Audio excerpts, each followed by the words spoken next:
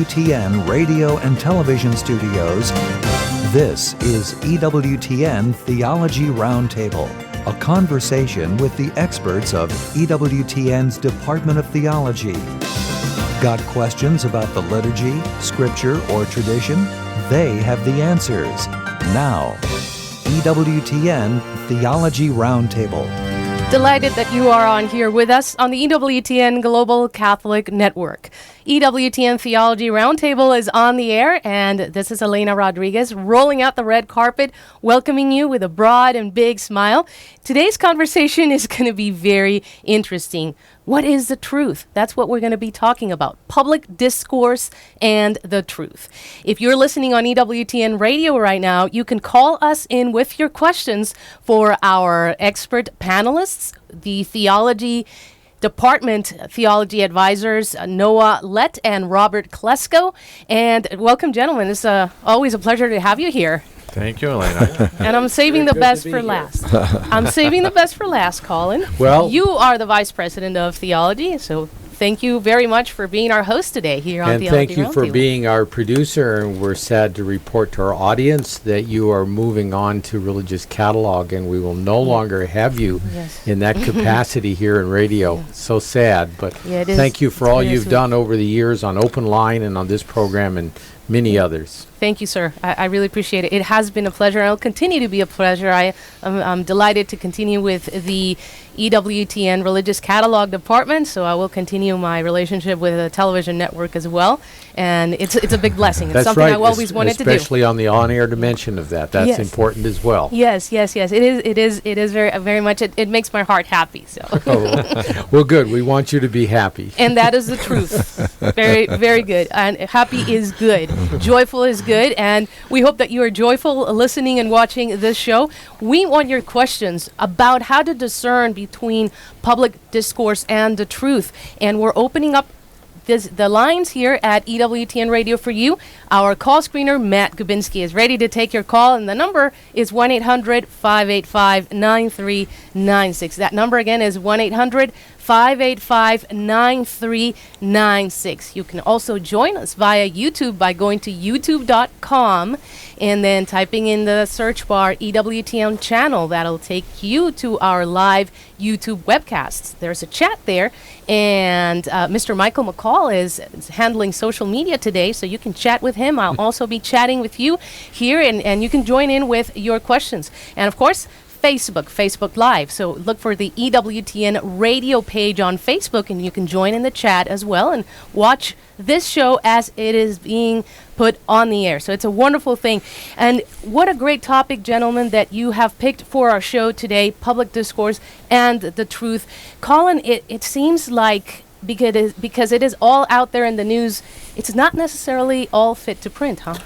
No, that's true, and it fits so much in our everyday lives too. We look at the things that have happened in recent weeks and months.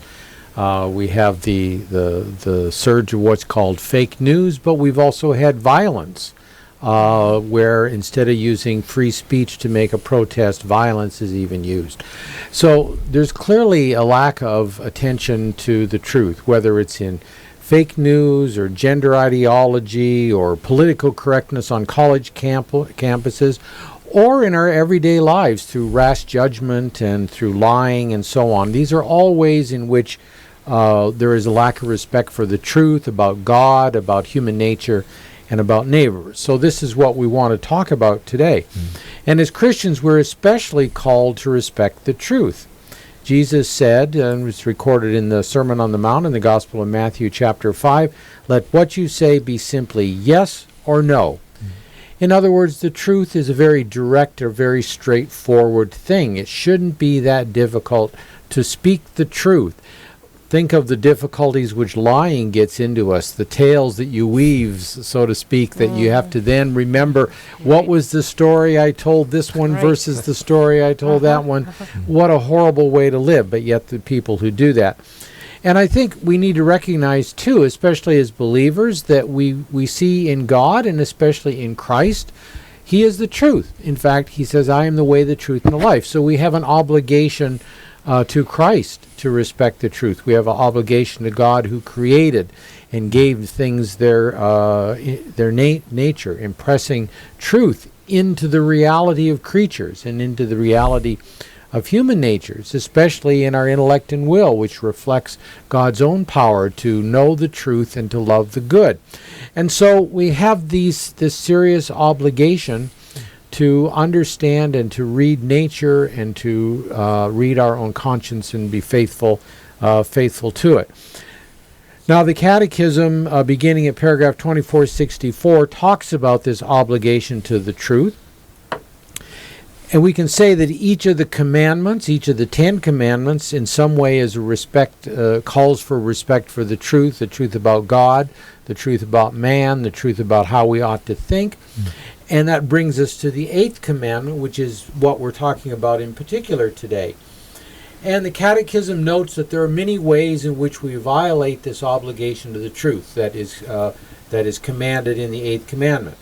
Obviously, we can lie on matters great and small. We can do that either in our private conversations or we can do that in public settings, such as perjury in court or false witness against individuals made in court. And so these are ways in which we offend against the truth. But we also do so when we don't respect other people appropriately and give an appropriate respect and honor to them. So we talk about rash judgment, assuming as true, without sufficient foundation, the fault of our neighbor.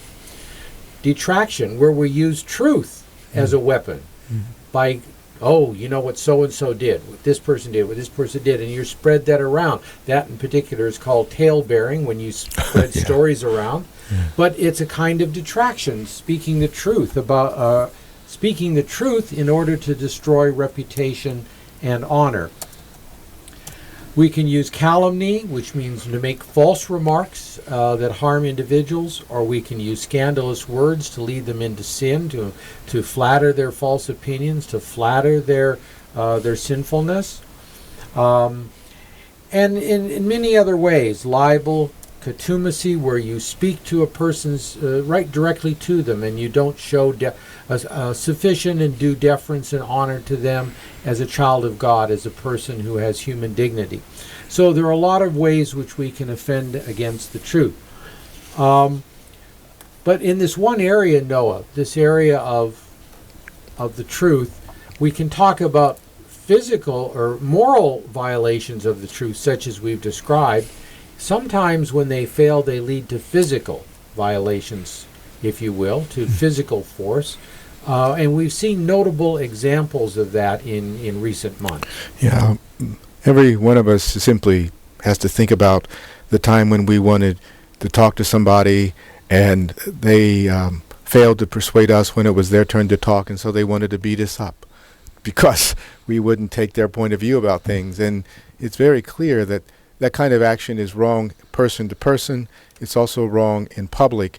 An individual, anybody listening to us, needs to simply think about Berkeley, California, not long ago, where students went to prevent a person from speaking, and it became violent. And one student was reported to have said, quoted, "I came here to hear the speaker to make up my mind, but these protesters made it so violent that I couldn't even get in to hear the speaker." They did $100,000 worth of damage, which one would have to say, wouldn't it have been better to have listened to the speaker and said, "No, I don't believe you," than to damage $100,000 worth of stuff? It was physical to the buildings.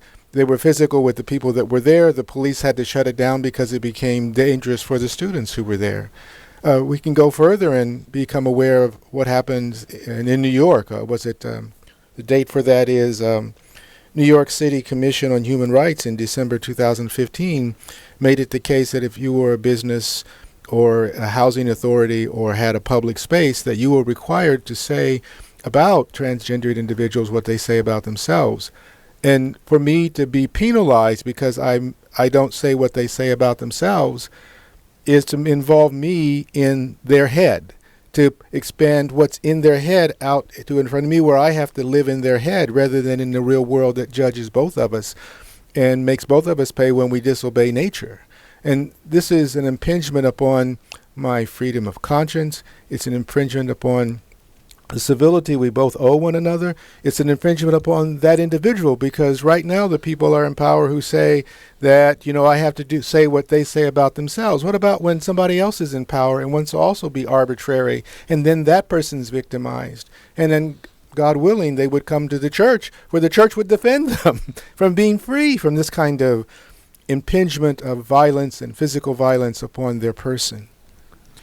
Yeah, and certainly we have to say in such a case, for those who are pushing such a view, what is it that they're opposing as an alternative truth? They're imposing a personal opinion and a private inclination of an individual, whether it's same-sex marriage or whether it's gender ideology. It's imposing a personal inclination of the individual on others, as you said, as if to reorder society and reorder the world according to an interior logic, not according to the logic of the world.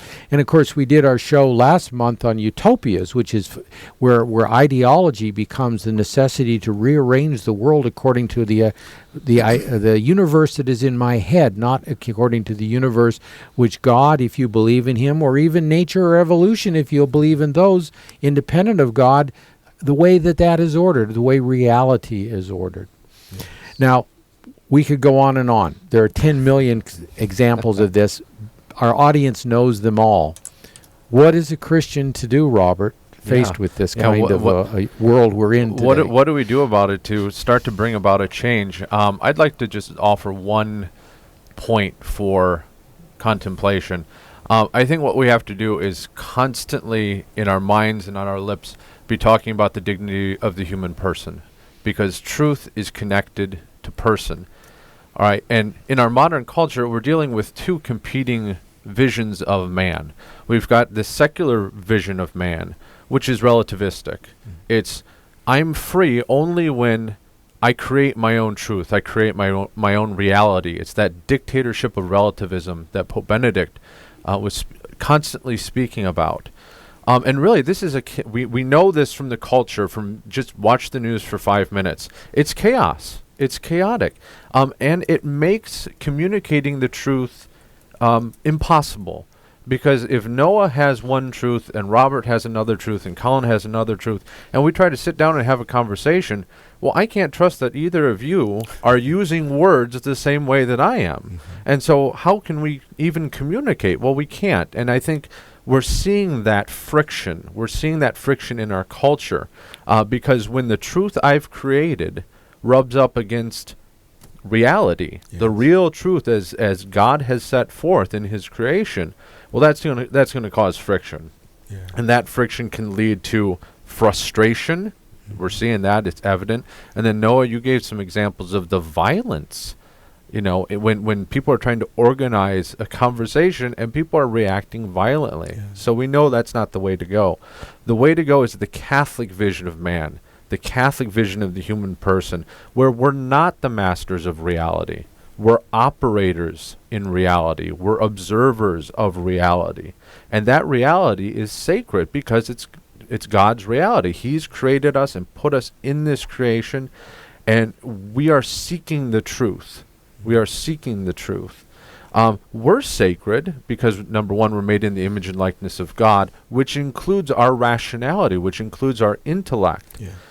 And because we have intellect, we're the only creature, not dogs, not cats, not mice, we're the only creature that God has created with a body. Of course, angels are intelligent beings, who can share insights. Mm-hmm. And so not only can we recognize the truth, but we can also converse about the truth. And we have an obligation there. We have an obligation to share the truth with one another. So when you lay those visions of man side by side, we've got the more attractive vision. It's head and shoulders above the secular vision. Because in our view, in the Catholic vision of man, we're free. We're free. We have that real freedom. We're not bound to the slavery of, well, I need to adjust my truth minute to minute based on how I feel. We can know the truth and we can be confident in it. We have an obligation to dialogue because the truth is so beautiful. The truth is, the truth is so wonderful because it's contemplating God's creation that it has to be shared. Mm. And not only that, in our conversations with one another, we have the opportunity to refine our vision of the truth. In Proverbs chapter 27, it says, iron sharpens iron, and one person sharpens the wits of another. And so when I'm talking to Noah and we're talking about truth, well, I might have a vision of truth. Noah has a vision of truth. We're on the same wavelength, but we help one another to refine that vision. We're coming into a sharper focus of God's creation. And I think it's important to note that in such conversations, it doesn't mean that you don't respect that each of you have opinions as well as possession of the truth. But in dialogue and through respect, you can give a space to opinion to work out what could be held in common. And I think that's maybe after the break we can pick that idea of dialogue up, because certainly that's something that is woefully missing in our political and cultural discourse today. We'll continue with more of this very interesting conversation with Colin Donovan, Noah Lett, and Robert Klesko. Public discourse and the truth. You can ask too. How would you handle somebody who questions your truth with their truth? 1-800-585-9396. 1-800-585-9396. Stay tuned. Debbie Georgiani. Please encourage your siblings and you to constantly be aware of this and heal from it, because you deserve to have a great relationship with both your parents. When you came into this world, you deserve that. My prayers are with you, and you sound like a great person, and I'm just happy you had enough. I'm happy you had enough courage to call in, because a lot of people don't want to call in about this. Take Two with Jerry and Debbie, Monday through Saturday, noon Eastern on EWTN Radio. Toddlers are really cute until they don't get what they want. Then they throw things, stomp their feet, and scream. There's a toddler inside your head, you know. It's cute until your life doesn't go your way. Then that inner voice yells, screams, and kicks until you're exhausted. The best thing to do with a toddler who's having a tantrum isn't to engage that tantrum head on. It's to divert her attention to something else. The same is true with that little voice in your head. Look, maybe you're feeling disappointed by life events, expectations that weren't met, hurt by someone you love. It's okay to feel pain. But once your mind starts kicking and screaming and locking you in a cycle of dark, negative thinking, it's time to disengage. Use your will to direct your thinking in a different direction. And as St. Paul said, set your mind on things above. Things that lift you up instead of dragging you down. Things that fill you with life instead of deflating you. This is Chris Stefanik from RealLifeCatholic.com on EWTN Radio. Welcome back to EWTN Theology Roundtable on EWTN Radio and Television. Join our conversation with your question or comment.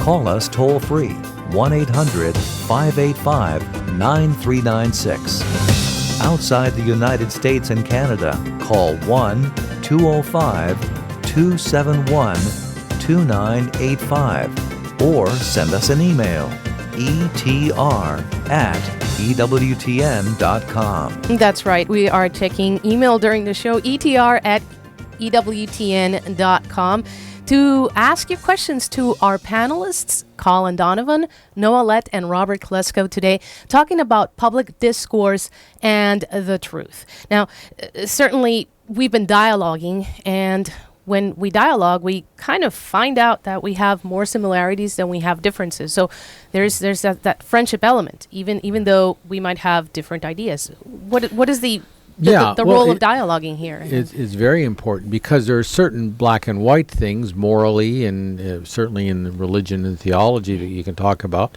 But you have to get other people to agree that they are true, and that's what the purpose of dialogue is to do. It doesn't assume that somebody is, my enemy because he doesn't believe what is true that I know as a Christian, And so dialogue is important in helping both the person who possesses the truth and the person who does not yet possess it. And isn't it sad that in our culture right now, anytime there's a controversial question, when you put two people in a room and they're going to talk about something, it's like there's no other way to think about it than, well, this is my enemy and we're going to go at it. There that friendship, so thank you, Elena, for bringing that up, that friendship that recognition, and again, I go back to our Catholic anthropology. If I recognize that all other human beings are made in the image and likeness of God and have infinite value and dignity, well then when we sit down to talk, even about a controversial subject, I'm gonna make myself vulnerable. I'm going to make myself vulnerable to this other person who is also seeking truth. And even if I have to hear some things that I don't agree with, well, they still have the right to talk. They still have the right to dialogue. And I would hope that we can get to that point in our culture where even though there are deep disagreements, just sitting around a table in fellowship, not at each other's throats, not in violence, but in fellowship, and discussing with one another these vitally important topics. I would, and we need the Holy Spirit. We need God's mercy to soften our culture in order to get us to that point. So we need lots of prayers and sacrifice and penance. A valuable thing to say is that the reason they become enemies is maybe not because I don't like you, but I'm taught to listen to your words. And if you use certain words that I'm taught that you shouldn't use, then I say you shouldn't do that, and I stop you from sharing your thoughts because you're not using the special words that I expect you to use. Yeah. And because you do use the words that I've been taught that you shouldn't use, I call you racist, I call you bigot, I call you other things, not because I'm addressing your ideas, but because you happen to have used the wrong word. We do the same thing. I mean, we're capable of doing it. We have done it, and we may do it again. In evangelizing, that it becomes a sort of brute force approach. That in recognizing the dignity in other, we should recognize that they will come and gradually it will infiltrate their conscience and they will say, yes, what you're telling me is truth. We want them to do it right now, and I wonder how often that is really more because it's flattering to our ego. Yeah. But I think I mentioned before the break about having dialogue helps both the person who possesses the truth and the person who does not yet. The person who possesses the truth has the truth. Now they get to exercise charity. The person who doesn't possess may actually be following their conscience diligently with a great deal of justice to it and with charity, but they're not full because they don't have the truth. And if they're a good person, they're open to the truth, they will eventually have it. We don't have to be uncharitable in giving them the space and the time to be attracted by the truth of what we say or what the church says or of our political position. We can persuade, and we ought to try to do that. Yeah. Teaching the truth in love. Teaching the truth in love. It's not uncommon that when you're talking to somebody, you probably need to say to them, look, I recognize you're having trouble thinking your thoughts, so just think out loud, and I'll take no offense at what you say because you're just trying to think out things, and I know you're trying to be respectful by not using profanity and other things, but you may not know how to say what you're going to say, so why don't you just think out loud, and I'll accommodate you. Now, that's making space for somebody to share with you, and they understand that then you're their friend. Because you're using all your superpowers. Maybe you're the college professor dealing with the kid, that's a first-year freshman, and they're afraid. They can't think in your presence. No, come on. Let's take time. Let's make space for how you're going to say. And don't say, oh, please don't use this word or that word or the other word, and then you pull out a long list of 20 pages, and then all the key words are on there that you want to think about. How can I think when I have to remember a vocabulary of 20 pages that I can't say these words? And I'm hearing more and more that's just exactly the kind of environment that kids coming out of high school are finding in their colleges today. Elena, let's take our first question here before our hard break. Speaking of dialoguing, Daniel is in Lafayette, Louisiana, listening to us through Christ Our King Radio. Daniel, please go ahead with your question, sir. Hello, Daniel. Hello, Colin. We have a Bible study coming up this Monday. And it seems to fit in with what y'all talking about. We call it our New Style Bible Study. Okay. It's basically Catholic, and we have people from the different denominations that come over, and we actually talk about our differences. What I'm planning on doing for this Monday is I found a scripture that intrigued me, and it's where Paul is talking, I believe, to the Corinthians, and he says, if anyone comes preaching a different Jesus than the one we preached, or anyone comes preaching a different gospel than the one we preach, Yeah. So I believe that you have to. The word says we don't live by bread alone, by every word that comes from the mouth of God. So it's a mistake if we pick and choose out of the scriptures. You have to be able to include all of them, which I believe is what the church does. Exactly right. The church has done that interpretive work for us because it's easy for us to take things out of context. But when we look to the church, we can never go astray. And I applaud you on your efforts. I did that in the Navy. I did that when I came to work in the working world. And it's a very fruitful way to dialogue with others. That you may be recognized for the Catholic opinion in the group, but that's not a bad thing either. And we're very glad you joined us, Daniel. Clara, you're next on the other side of the break. You can join into public discourse and the truth. How do you handle somebody else's truth in a friendly way so that you can convince them? Our panel of experts here, Colin, Donovan, Noah Lett, and Robert Klesko, are here to answer your questions. 1-800-585-9396. 1-800-585-9396. Stay tuned. Most men will do almost anything to avoid deep theological discussions. Well, you don't need a doctorate in theology to listen to and enjoy the Catholic Cafe. Join me, Deacon Jeff Drzymski, along with my trusty sidekick Tom Dorian, as we try and make manly sense out of living the Catholic faith. The Catholic Cafe, Saturdays at 4 p.m. Eastern and Sundays at 5 a.m. Eastern on EWTN Radio. Live truth, live Catholic. This is Life Issues with Brad Mattis, president of Life Issues Institute. Can you imagine the world without Judy Garland? The way she sang Over the Rainbow and The Wizard of Oz has touched generations. But she was almost aborted. Sid Luft, Garland's former husband, recalled before he died that her parents, Ethel and Frank Gum, weren't happy with another pregnancy and wanted to have an abortion. So they went to a friend for advice who was a medical student. The friend told them to go home and have their third child. So they did, and a star was literally born. Ironically, Judy Garland went on to play a leading role in the remake of the film, A Star is Born. There have been 60 million abortions in America. It makes you wonder how many beautiful songs were left unsung because the voices were silenced by abortion. For more information, visit our website at lifeissues.org and stay informed, more informed than you've ever been.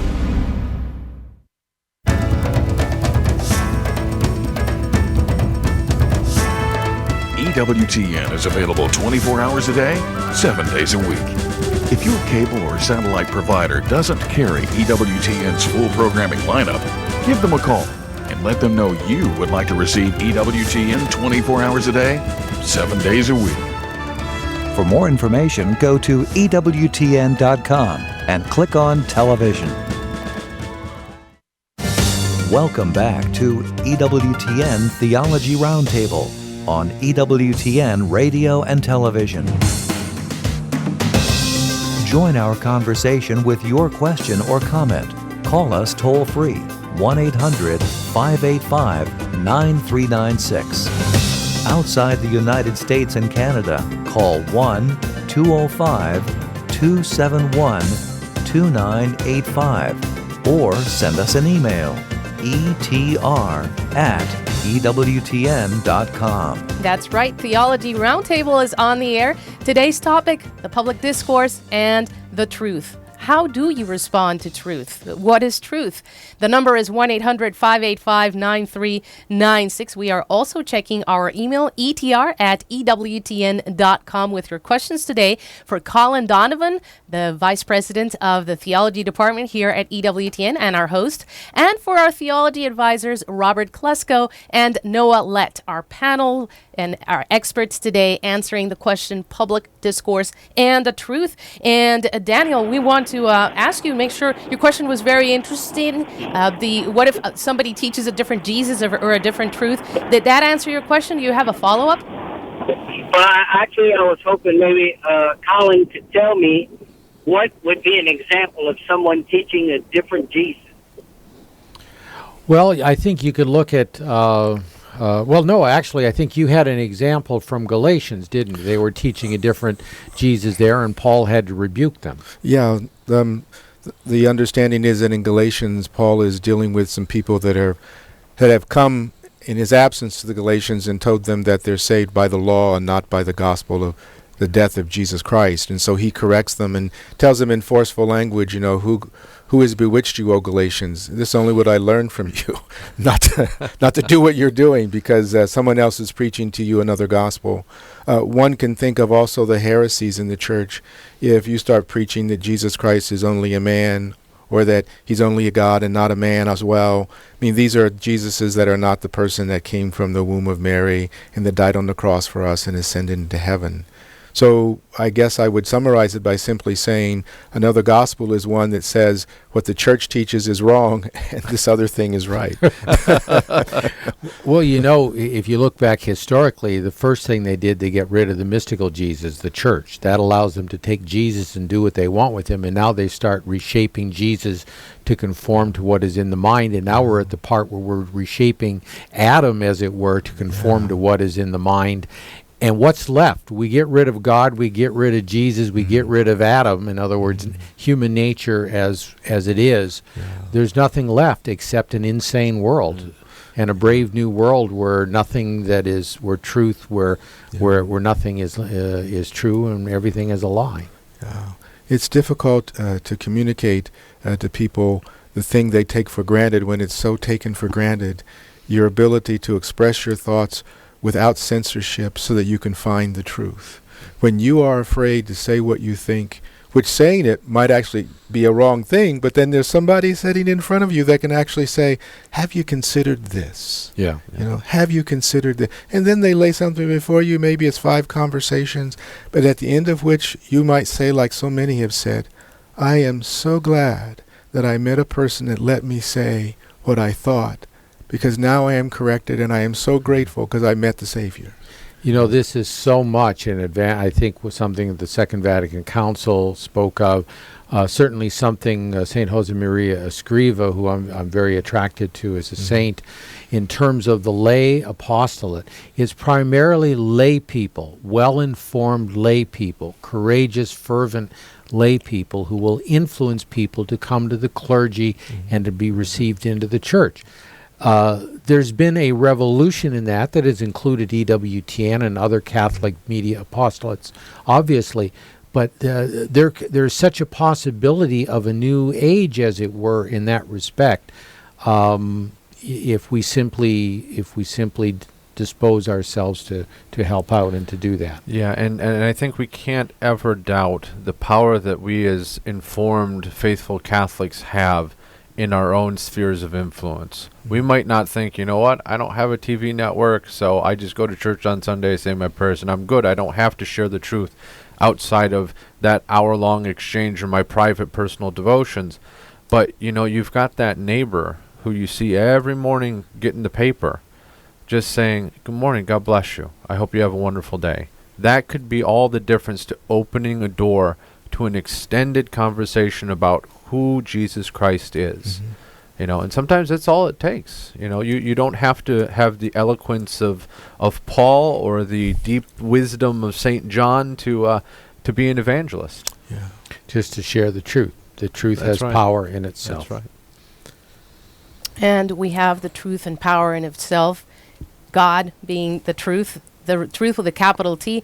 Call in with your questions about public discourse and the truth. The number is 1-800-585-9396. That number again is 1-800-585-9396. It is the number that Clara dialed, and she is in Colorado. She is listening to us through Denver Catholic Radio. Clara, welcome to Theology Roundtable. Go ahead with your question, please. Thank you for taking my call. Yes. You're welcome. The question here is, if you have the truth, and you try to talk about this with your colleagues at work, and you find a rejection, and even almost hysterical that you are not supposed to say this or to talk about this in this place. However, you receive through email a lot of invitation for sex week and all this celebration from that group that is so. And how protected I am, because I am part of the Respect Life group in my church, and I have consulted with them, and they say if you start to talk about protect the unborn or not to assist suicide, which my colleagues keep talking about that this is great. How can I, I am protected legally? Yeah. Where do I stand? Well, we're not legal scholars here. That's not the service we can provide you. But let me say this. Be prepared to give a reason for your hope, is what we're told in Scripture. The workplace is the workplace. Your duty as a Christian is to perform your job to the best of your ability, to be a compatible colleague for your other men and women at your workplace. And if somebody asks you, well, what do you think about the euthanasia law or abortion or what, then answer them honestly, that you don't think that this is right. I would suggest you have biblical reasons, of course, church teaching reasons, and I think you should have natural law reasons as well, that if people make these decisions about human beings who are innocent and innocent and have no one to stand up for them, what will they do about us when we're old and if nobody, there's a lot of good natural logic reasons why most of these things are wrong. The young and the old, the killing of either. So I think be prepared to give a reason for your hope and keep that in mind, and you don't have to be abrasive. You don't have to be, thump the Bible in people's faces or anything like that in order to sow the seed and pray, accompany that with prayer that God will water it with the light of His grace, and so on. Yeah. And pray especially for opportunities for those people at your work to come to you and ask you those questions. Very few people are called to go out on the street corner and preach the gospel with a bullhorn. But we can certainly pray that, Lord, put in my life today people who need to hear your word, and I'll speak it. Mm-hmm. Yeah, and of course, I think some states are more difficult environments to deal with these issues than, say, Alabama. Alabama's been pretty good to the Catholics despite our small numbers here. So you can do what you're able. Your family depends upon you, but also have some confidence in God as well, that if you push that envelope a little bit, that God will protect you. And remember, rejoice if in the end it gets you fired. Don't make that as your object, certainly, but rejoice if you, having used every prudent means possible, there are those who hate the truth so much that they would push you out. Yeah, maybe you yourself have experienced persecution because of defending the truth, and how do you handle that? How do you work through this spiritually and becoming even a stronger person in your faith? Run this by our EWTN theology experts, Colin, Donovan, Noah Lett, and Robert Klesko. The number to call is 1-800-585-9396. We have one line open there. It's time to call, and you can get in still into this show, 1-800-585-9396. We have a vibrant YouTube community. I want to say hi to all our YouTubers on the EWTN page on YouTube. And David is asking a question, gentlemen. David says, the biggest conflict I find with truth is with people who are pro-life. They are fixated on what they believe is right, in parentheses, the right to choose life, but they dismiss anything else or anything to the contrary. How do I respond to people who are fixated on the right to choose only? Well, that's their truth. It's difficult because they're denying some very basic things. Imagine what you have to deny. You have to deny what every biology and embryology book tells you. And when the sperm and ovum fuse, you have a cat, a dog, a monkey, a fish, a human being. Mm-hmm. And so they have to deny the scientific fact. They have to impose a category. Well, but if you're putting buts in there, then you're not respecting the truth. And that's what they're doing. Well, it's not a person. Well, that's not a civil category, really. The science tells us what's true, and I don't know how you can help that except insist on the facts of the matter. And I don't understand why you can't accept that your life began at your conception, not 6 months past your conception, not the day before you were born. It seems to me a straightforward fact. Here we have a wonderful example of something. We are not like the world who only believes what they can see is what's happening. We are the world, we are the people of Jesus Christ, of God, who know that when we see nothing happening, God is working. So I need not be the one to be physical with somebody or get loud in their face like they're loud at mine, because I know that there is the God who is not silent when I am made to be silent. And I can pray to him while that person is talking to me, and I know that God in his providence is working for that person. I need not resort to violence. I know that part of my task in talking to the people who are pro-choice is to not only tell them things when they need to hear them, but also to listen to them, so that they can understand that I can understand what they're saying, and that they understand that I am not a threat to them. Yeah. Because I have a God who is not silent, who is not working. As Elijah said to the prophets of Baal, oh, maybe your God is off like in the restroom, and that's why he doesn't hear you. No, my God is not off. My God is God, and he is working. Yeah.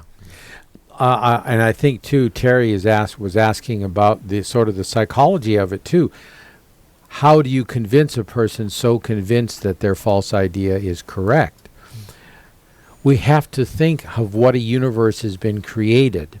They very often probably first accepted that birth control was legitimate, and then that abortion was legitimate, and then that same-sex marriage was legitimate. They've created a whole universe, and we have a whole culture of people, probably somewhere a quarter to a half of the country, that have created this unreal universe in which reality is not real, in which the thing which is false is true. And so it's a tremendous job, and I think that's why prayer is the key. Yeah, and I think we have to understand that on both sides, because I know some very good Catholics that once they've learned the faith, it's theirs, and they become possessive of it. And when somebody tries to attack, well, they attack back. They don't dialogue, they attack. That's very easy to do. You know, you can build for yourself these castles of truth, and you're not going to come out of them. And so to what I was speaking about earlier, we have to make ourselves a little bit vulnerable in that we have to, lower our defenses. And even if someone is saying something that's very much against what we believe, giving them the opportunity to say something, that's charity. And oftentimes it's our own Christian witness. It's our own understanding. It's our own ability to listen that helps the other person lower their defenses so that you can get to the point where you're having an open and honest dialogue. So I think that's important on both sides, that shared vulnerability in order to have those conversations that bring people to Christ. You need that. And historically, that's certainly been the case, whether it's back to the Socratics or whether it's at the time of the Middle Ages when you had Christian philosophers, Jewish philosophers, and even Islamic philosophers discussing the same fundamental questions, which could, under the guise of philosophy as opposed to religion, and coming to quite similar answers, but each in their own way. This seems almost an impossible thing today, where everybody takes as you, I think, well described it, establishes a castle, takes a fortress, builds a moat around it, fills it with alligators. Must be in Florida or Alabama, and defends it to the last death, to the death. We can only hope that individuals who like that meet a Christian person who understands that the task that we do is not created by ourselves. The truth we proclaim is not made and sustained by my effort. I can be dead and it will still be here. So I can have a patience and a strength that doesn't come from merely being limited to the cleverness of my rhetoric. And they can see that. Public discourse and the truth is our topic here on EWTN Theology Roundtable. How far are you willing to go to defend the truth of our Lord Jesus Christ. Give us a call and share with us. Share your question, 1-800-585-9396. Still have time for you, 1-800-585-9396. We go to Jackson, Mississippi, where Charlie is listening to us very attentively. Charlie, your question for Colin, Donovan, Robert, Klesko, and Noelette. Go right ahead, sir. Oh, wow. Hey, y'all. I am calling because I've had an experience where I was removed from a position because of holding on to the truth of the gospel and how we were to behave in a work environment. I moved especially to Mississippi to work with the deaf and disabled population, and they use signs language. So I became fluent in signs language to work with the deaf population, specifically in the state of Mississippi, because they were in dire need. And I got out here, and the position was promised to me, but when I got into this location, there was this strong, long-established bureaucracy in which they had a deaf person who had received a fraudulent advanced degree in a position that they were not actually able to maintain. And then they were passing deaf and hard of hearing students with what looked like an appropriate degree, but they were actually only passing through at a remedial level. I don't know if that makes sense, but in short, I moved into a position where it was an established norm to exploit the disabled population for the profit and advantage, to create what looked like a successful program on the outside so that they could continue to receive government funding. But what was actually happening on the inside was that they were just sort of passing kids through. There was like social promotion, and there was a lot of covering up. And I thought, that's not what Christ calls us to do at all. We're supposed to advocate and protect, especially those of us who are the most in need.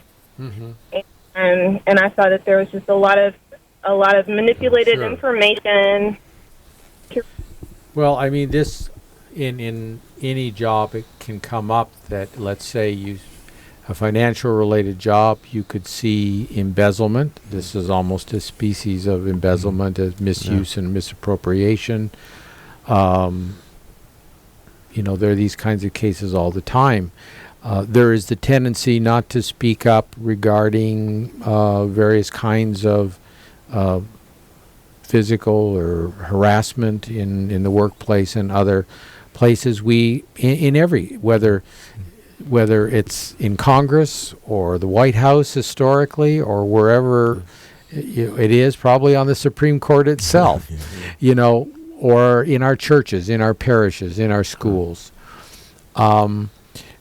There is a general rule in moral theology that you don't have to go to grave inconvenience unless there is a grave injustice. So the lesser things can be overlooked if they would put you at a disadvantage in a particular job. But the greater things, such as you describe, I would put in that category. Yes, we have to take a moral stand. We have to take a stand of fidelity to the dignity of those that we serve, or the responsibilities, legal or other, in the workplace. So it's those are challenges, and I thank you for your witness in the workplace. Not everybody is prepared to do that. Yeah, and take courage in the example of people like St. Thomas More, who somebody who was doing an incredibly difficult job, and would not tolerate corruption that went against the Catholic faith, and he lost his life for it. I think you can have a more contemporary example in somebody like Lila Rose, who as a college student worked to expose Planned Parenthood. I mean, here's someone who is just a simple, smart college student who's dedicated her life to exposing their corruption.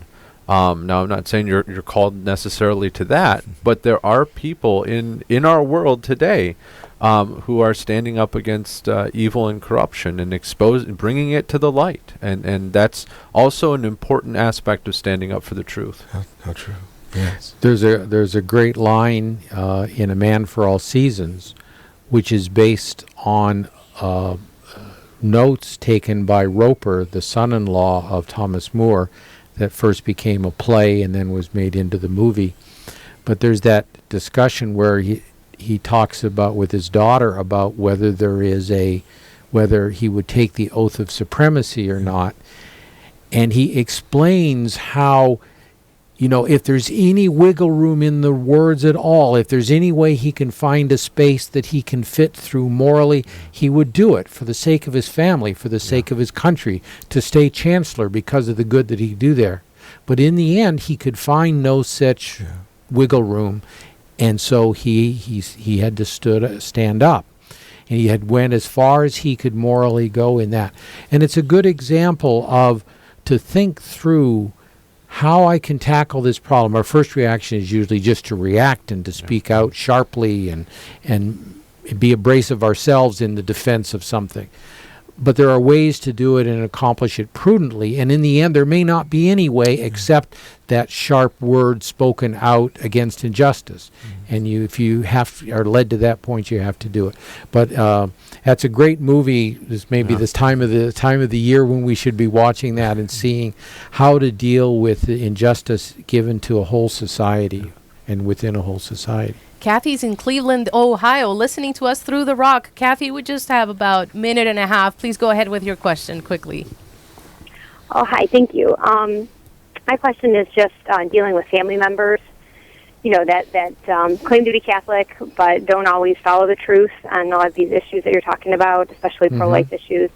I have 7 children and always struggling with trying to defend, the possibility that there could be another, and what you're thinking, and it's just very hard when it's your family, when it's your mother, your sister, people like that who you think should love you for always, and don't always do that because they have their own agenda or their own ideas in their mind, Well, they're not in this marriage and this family, so right there, you have all the authority you need. But it reminds me of that expression, a prophet is not without honor, except in his own country and among his own people. And she should remember, how important is it to convince these people? Your truth does not depend on them being convinced. Who do you have to convince? Is it necessary to convince these people?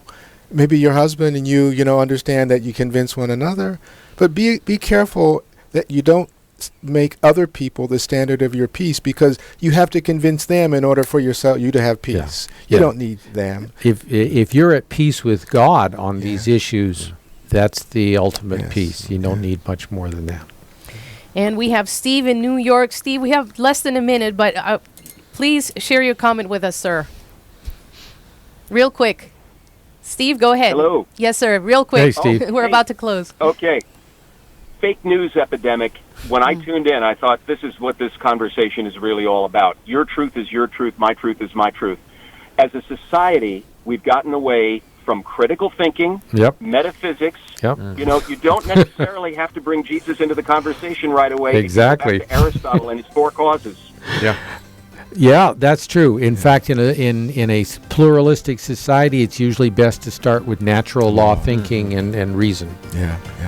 I want to thank you, truthfully, because you've done a tremendously deep and thorough job. Colin Donovan, Noah Lett, and Robert Klesko, your EWTN theology experts here on EWTN Theology Roundtable. Next month, continuing with a very interesting topic. So stay tuned to more of good, solid Catholic programming. This is Elena Rodriguez, wishing you the best, God's blessing, and asking you to always follow He who said, I am the way, the truth, and the life. Amen? Amen. Thank you very much. God bless you, and be truthful always.